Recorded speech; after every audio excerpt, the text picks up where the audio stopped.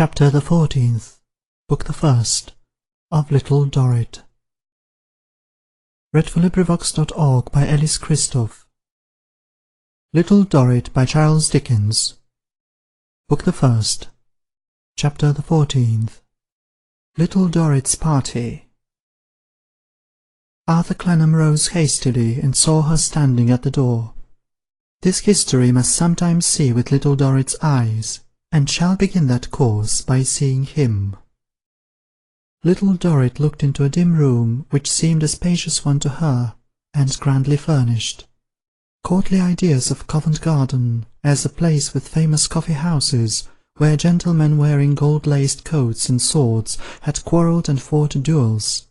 Costly ideas of Covent Garden, as a place where there were flowers in winter at guineas apiece, pineapples at guineas a pound, and peas at guineas a pint. Picturesque ideas of Covent Garden, as a place where there was a mighty theatre, showing wonderful and beautiful sights to richly dressed ladies and gentlemen, and which was forever far beyond the reach of poor Fanny or poor uncle. Desolate ideas of Covent Garden, as having all those arches in it, where the miserable children in rags among whom she had just now passed, like young rats, slunk and hid, fed on offal, huddled together for warmth, and were hunted about. Look to the rats young and old, all ye barnacles, for before God they are eating away our foundations, and will bring the roofs on our heads. Teeming ideas of Covent Garden as a place of past and present mystery, romance, abundance, want, beauty, ugliness, fair country gardens and foul street gutters, all confused together, made the room dimmer than it was in Little Dorrit's eyes, as they timidly saw it from the door. At first in the chair before the gone-out fire, and then turned round wondering to see her, was the gentleman whom she sought. The brown, grave gentleman, who smiled so pleasantly, who was so frank and considerate in his manner, and yet in whose earnestness there was something that reminded her of his mother, with the great difference that she was earnest in asperity, and he in gentleness. Now he regarded her with that attentive and inquiring look before which Little Dorrit's eyes had always fallen, and before which they fell still. "My poor child, here at midnight!" said Little Dorrit. "Sir, on purpose to prepare you. I knew you must be very much surprised." "Are you alone?" "No, sir, I have got Maggie with me." Considering her entrance sufficiently prepared for by this mention of her name, Maggie appeared from the landing outside, on the broad grin. She instantly suppressed that manifestation, however, and became fixedly solemn.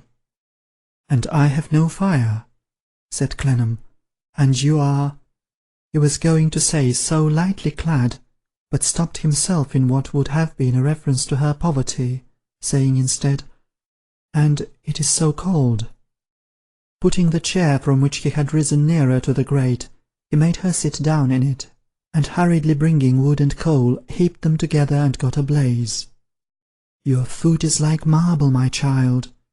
He had happened to touch it, while stooping on one knee at his work of kindling the fire. "Put it nearer the warmth." Little Dorrit thanked him hastily. It was quite warm, it was very warm. It smote upon his heart to feel that she hid her thin, worn shoe. Little Dorrit was not ashamed of her poor shoes. He knew her story, and it was not that. Little Dorrit had a misgiving that he might blame her father, if he saw them, that he might think, why did he dine to-day, and leave this little creature to the mercy of the cold stones? She had no belief that it would have been a just reflection. She simply knew by experience that such delusions did sometimes present themselves to people. It was a part of her father's misfortunes that they did. "Before I say anything else," Little Dorrit began, sitting before the pale fire, and raising her eyes again to the face, which in its harmonious look of interest, and pity, and protection, she felt to be a mystery far above her in degree, and almost removed beyond her guessing at. "May I tell you something, sir?" "Yes, my child." A slight shade of distress fell upon her, as his so often calling her a child. She was surprised that he should see it, or think of such a slight thing, but he said directly, "I wanted a tender word, and could think of no other. As you just now gave yourself the name they give you at my mother's, and as that is the name by which I always think of you, let me call you Little Dorrit." "Thank you, sir. I should like it better than any name." Little Dorrit. "Little mother," Maggie, who had been falling asleep, put in as a correction. "It's all the same, Maggie," returned Little Dorrit. "All the same." "Is it all the same, mother?" "Just the same." Maggie laughed and immediately snored. In Little Dorrit's eyes and ears, the uncouth figure and the uncouth sound were as pleasant as could be. There was a glow of pride in her big child, overspreading her face when it again met the eyes of the grave brown gentleman. She wondered what he was thinking of, as he looked at Maggie and her. She thought what a good father he would be. How, with some such look, he would counsel and cherish his daughter. "What I was going to tell you, sir," said Little Dorrit, "is that my brother is at large." Arthur was rejoiced to hear it, and hoped he would do well. "And what I was going to tell you, sir," said Little Dorrit, trembling in all her little figure and in her voice, "is that I am not to know whose generosity released him, am never to ask, and am never to be told, and am never to thank that gentleman with all my grateful heart." He would probably need no thanks, Clennam said. Very likely he would be thankful himself, and with reason, that he had had the means and chance of doing a little service to her, who well deserved a great one. "And what I was going to say, sir, is," said Little Dorrit, trembling more and more, "that if I knew him, and I might, I would tell him that he can never, never know how I feel his goodness, and how my good father would feel it. And what I was going to say, sir, is, that if I knew him, and I might, but I don't know him, and I must not, I know that, I would tell him that I shall never any more lie down to sleep without having prayed to heaven to bless him and reward him. And if I knew him, and I might, I would go down on my knees to him, and take his hand and kiss it, and ask him not to draw it away, but to leave it, oh, to leave it for a moment, and let my thankful tears fall on it, for I have no other thanks to give him." Little Dorrit had put his hand to her lips, and would have kneeled to him, but he gently prevented her, and replaced her in her chair. Her eyes, and the tones of her voice, had thanked him far better than she thought. He was not able to say, quite as composedly as usual, "There, Little Dorrit, there, there, there. We will suppose that you did know this person, and that you might do all this, and that it was all done.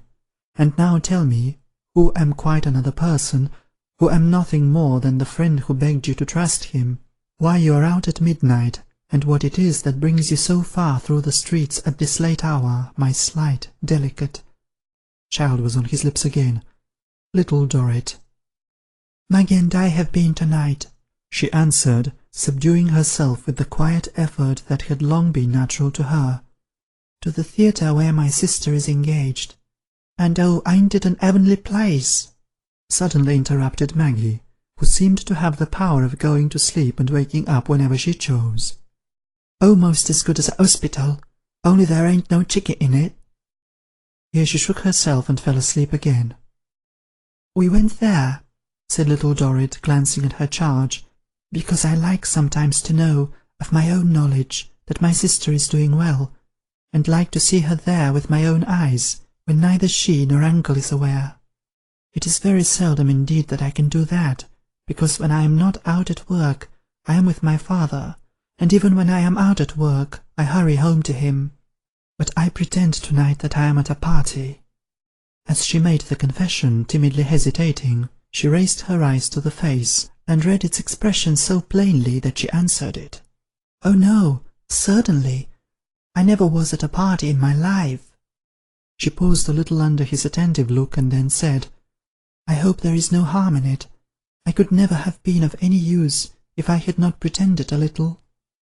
She feared that he was blaming her in his mind for so devising to contrive for them, think for them, and watch over them, without their knowledge or gratitude, perhaps even with their reproaches for supposed neglect. But what was really in his mind was the weak figure with its strong purpose, the thin worn shoes, the insufficient dress, and the pretence of recreation and enjoyment. He asked where the supposititious party was. At a place where she worked, answered little Dorrit, blushing. She had said very little about it, only a few words to make her father easy. Her father did not believe it to be a grand party, indeed he might suppose that. And she glanced for an instant at the shawl she wore. "It is the first night," said little Dorrit, "that I have ever been away from home, and London looks so large, so barren, so wild." In little Dorrit's eyes, its vastness under the black sky was awful. A tremor passed over her as she said the words. "But this is not," she added, with the quiet effort again, "what I have come to trouble you with, sir.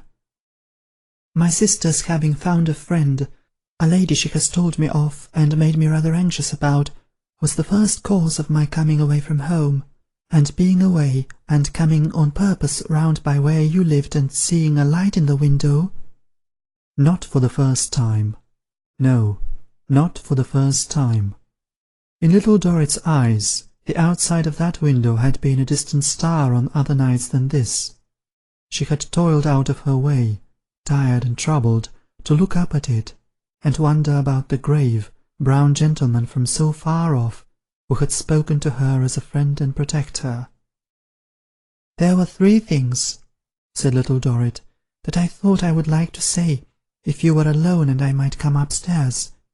First, what I have tried to say, but never can, never shall." "Hush, hush. That is done with and disposed of. Let us pass to the second," said Clennam, smiling her agitation away, making the blaze shine upon her, and putting wine and cake and fruit towards her on the table. "I think," said little Dorrit, "this is the second thing, sir. I think Mrs. Clennam must have found out my secret, and must know where I come from and where I go to. Where I live, I mean." "Indeed," returned Clennam quickly. He asked her, after short consideration, why she supposed so. "I think," replied little Dorrit, "that Mr. Flintwinch must have watched me." "And why?" Clennam said, as he turned his eyes upon the fire, bent his brows, and considered again. "Why did she suppose that?" "I have met him twice, both times near home, both times at night, when I was going back. Both times I thought, though that may easily be my mistake, that he hardly looked as if he had met me by accident." "Did he say anything?" "No, he only nodded and put his head on one side." "The devil take his head," mused Clennam, still looking at the fire. "It's always on one side." He roused himself to persuade her to put some wine to her lips, and to touch something to eat. It was very difficult, she was so timid and shy. And then said, musing again, "Is my mother at all changed to you?" "Oh, not at all. She is just the same. I wondered whether I had better tell her my history. I wondered whether I might, whether you would like me to tell her. I wondered," said little Dorrit, looking at him in a suppliant way, and gradually withdrawing her eyes as he looked at her, "whether you would advise me what I ought to do." "Little Dorrit," said Clennam, and the phrase had already begun, between these two, to stand for 100 gentle phrases, according to the varying tone and connection in which it was used. "Do nothing. I will have some talk with my old friend, Mrs. Affery. Do nothing, little Dorrit, except refresh yourself with such means as there are here. I entreat you to do that." "Thank you, I am not hungry, nor," said little Dorrit, as he softly put her glass towards her, "nor thirsty. I think Maggie might take something, perhaps." "We will make her find pockets presently for all there is here," said Clennam, "but before we awake her, there was a third thing to say." "Yes, you will not be offended, sir?" "I promise that, unreservedly." It will sound strange. I hardly know how to say it. Don't think it unreasonable or ungrateful in me," said little Dorrit with returning and increasing agitation. "No, no, no. I am sure it will be natural and right. I am not afraid that I shall put a wrong construction on it, whatever it is." "Thank you.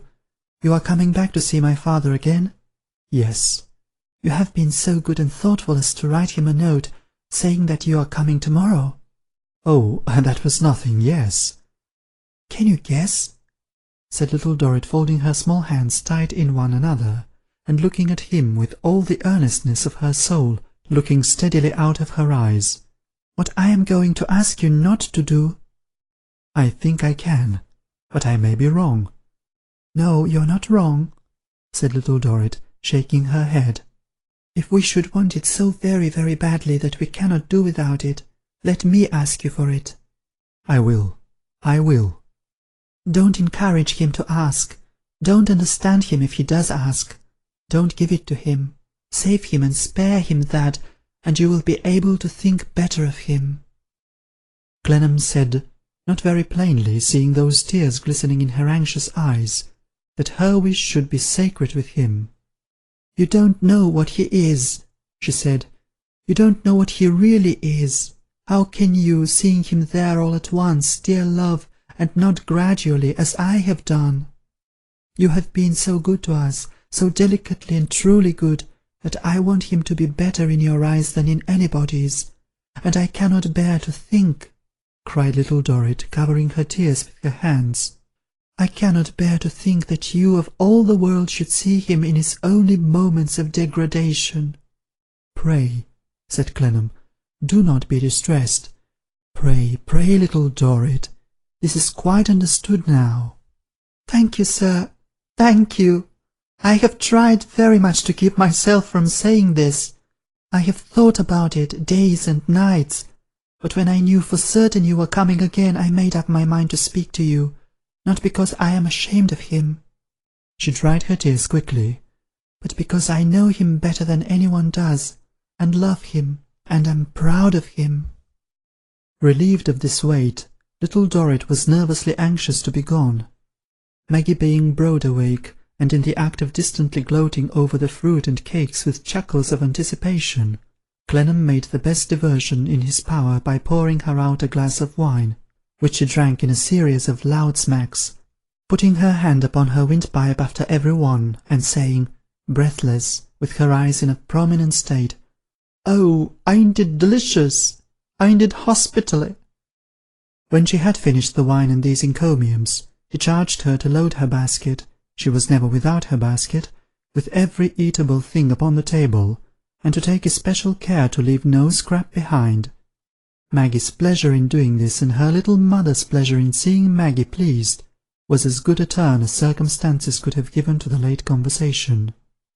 "But the gates will have been locked long ago," said Clennam, suddenly remembering it. "Where are you going?" "I am going to Maggie's lodging," answered little Dorrit. "I shall be quite safe, quite well taken care of." "I must accompany you there," said Clennam. "I cannot let you go alone." "Yes, pray leave us to go there by ourselves. Pray do," begged little Dorrit.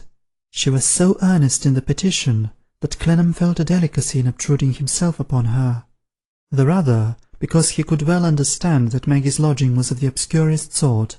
"Come, Maggie," said little Dorrit cheerily. "We shall do very well. We know the way by this time, Maggie."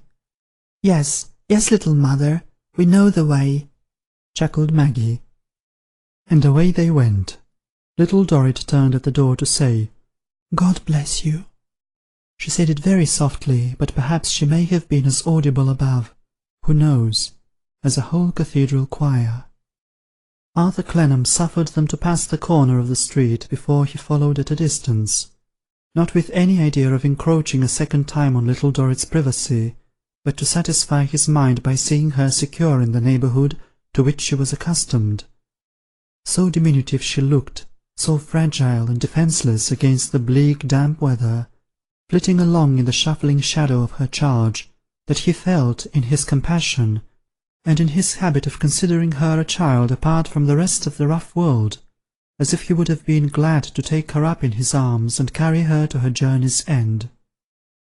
In course of time she came into the leading thoroughfare where the Marshalsea was, and then he saw them slacken their pace, and soon turned down a by-street. He stopped, felt that he had no right to go further, and slowly left them. He had no suspicion that they ran any risk of being houseless until morning, had no idea of the truth until long, long afterwards. But, said little Dorrit, when they stopped at a poor dwelling all in darkness, and heard no sound on listening at the door, "Now, this is a good lodging for you, Maggie, and we must not give offence. Consequently, we will only knock twice, and not very loud, and if we cannot wake them so, we must walk about till day." Once, little Dorrit knocked with a careful hand, and listened. Twice, little Dorrit knocked with a careful hand, and listened.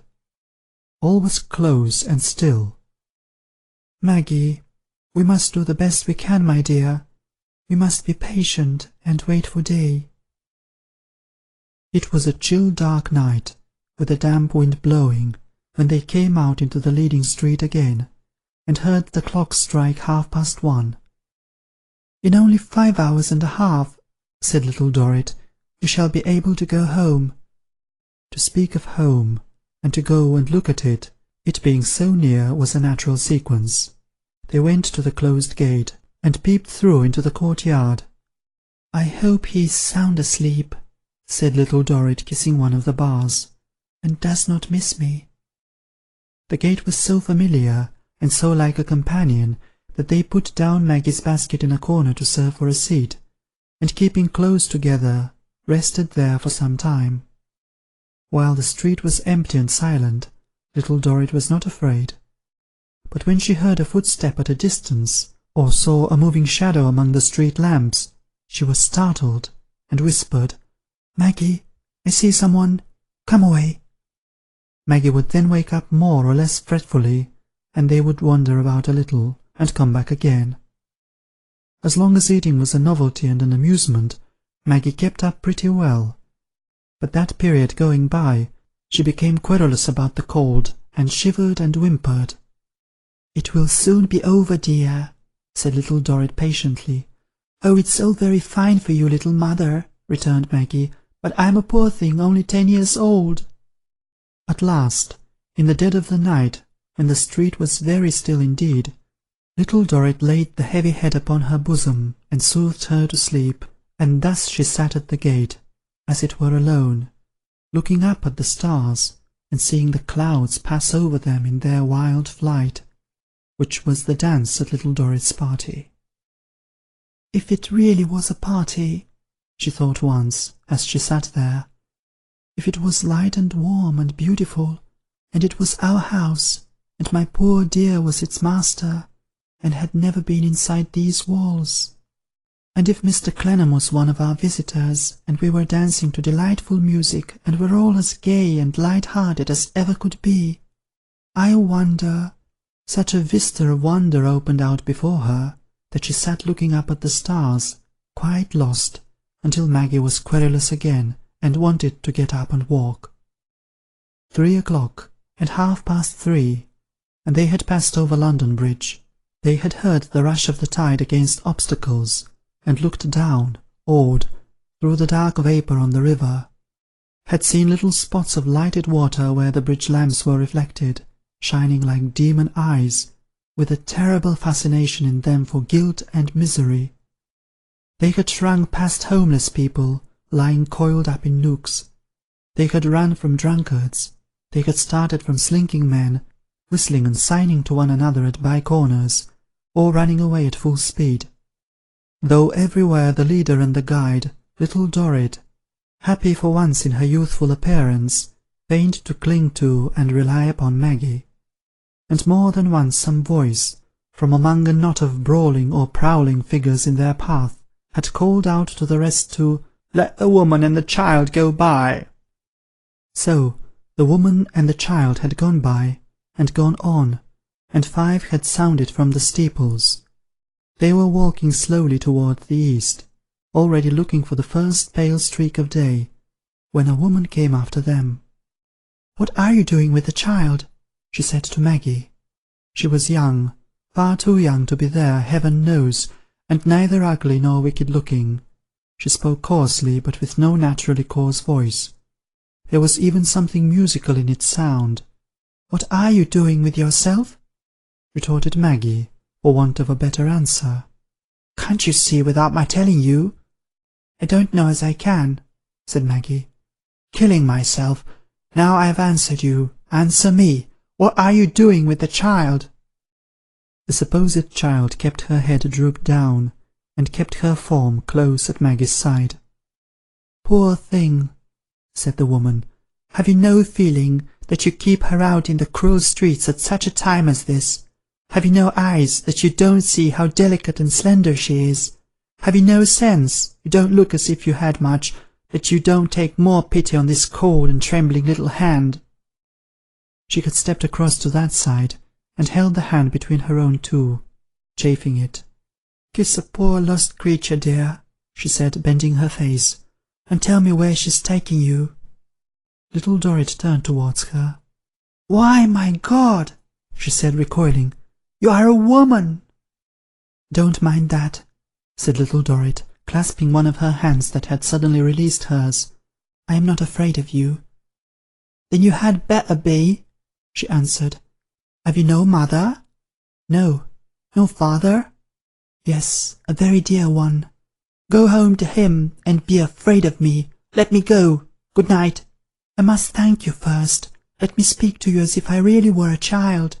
"You can't do it," said the woman. "You are kind and innocent, but you can't look at me out of a child's eyes. I never should have touched you, but I thought you were a child." And with a strange, wild cry, she went away. No day yet in the sky, but there was day in the resounding stones of the streets, in the wagons, carts, and coaches, in the workers going to various occupations, in the opening of early shops, in the traffic at markets, in the stir of the river-side. There was coming day in the flaring lights, with a feebler colour in them than they would have had at another time, coming day in the increased sharpness of the air, and the ghastly dying of the night. They went back again to the gate, intending to wait there now until it should be opened, but the air was so raw and cold that Little Dorrit, leading Maggie about in her sleep, kept in motion. Going round by the church, she saw lights there, and the door open, and went up the steps and looked in. "Who's that?" cried a stout old man, who was putting on a nightcap, as if he were going to bed in a vault. "It's no one particular, sir," said Little Dorrit. "Stop!" cried the man. "Let's have a look at you." This caused her to turn back again in the act of going out, and to present herself and her charge before him. "I thought so," said he. "I know you." "We have often seen each other," said Little Dorrit, recognizing the sexton, or the beadle, or the verger, or whatever he was. "When I have been at church here." "More than that, we've got your birth in our register, you know. You're one of our curiosities." "Indeed," said Little Dorrit. "To be sure. As the child of the... By the by, how did you get out so early?" "We were shut out last night, and we were waiting to get in." "You don't mean it? And there's another hour good yet. Come into the vestry. You'll find a fire in the vestry on account of the painters. I'm waiting for the painters, or I shouldn't be here, you may depend upon it. One of our curiosities mustn't be cold when we have it in our power to warm her up comfortable. Come along." He was a very good old fellow, in his familiar way, and having stirred the vestry fire, he looked around the shelves of registers for a particular volume. "Here you are, you see," he said, taking it down and turning the leaves. "Here you'll find yourself as large as life. Amy, daughter of William and Fanny Dorrit, born Marshalsea Prison, parish of St. George, and we tell people that you've lived there without so much as a day's or a night's absence ever since. Is it true?" "Quite true, till last night." "Lord!"